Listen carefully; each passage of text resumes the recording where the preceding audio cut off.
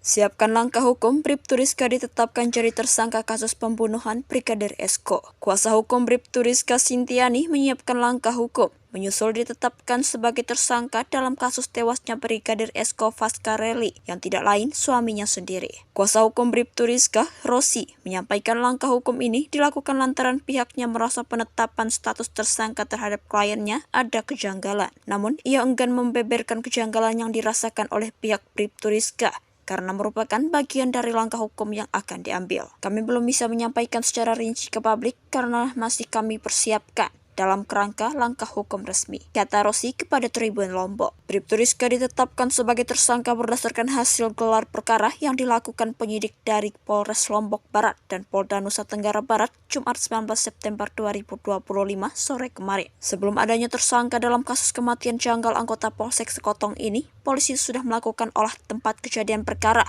dengan melibatkan anjing pelacak. Polisi juga sudah memeriksa puluhan saksi termasuk istri Brigadir Esko, juga sudah melakukan otopsi terhadap jenazah ayah dua anak itu. Meski polisi sudah melakukan berbagai tahapan dalam proses penyelidikan dan penyidikan, kuasa hukum Bribtu Rizka menilai penetapan status tersangka ini masih ada kejanggalan. Ada beberapa hal yang belum terang benderang, namun tiba-tiba muncul penetapan tersangka, kata Rosi. Rosi mengungkapkan dia bersama dengan tim sedang menyiapkan langkah hukum menyikapi keputusan penyidik ini, termasuk melakukan menguji dasar penetapan tersangka tersebut. Prinsip kami sederhana, jangan sampai ada kriminalisasi atau pengaburan fakta yang justru mengorbankan hak-hak klien kami, kata Rosi. Keluarga sempat datangi Mapolda NTB cari kejelasan kasus tewasnya Brigadir Esko. Puluhan keluarga Brigadir Esko mendatangi Mapolda Nusa Tenggara Barat, meminta polisi untuk segera menangkap tersangka dari kasus pembunuhan sadis ini.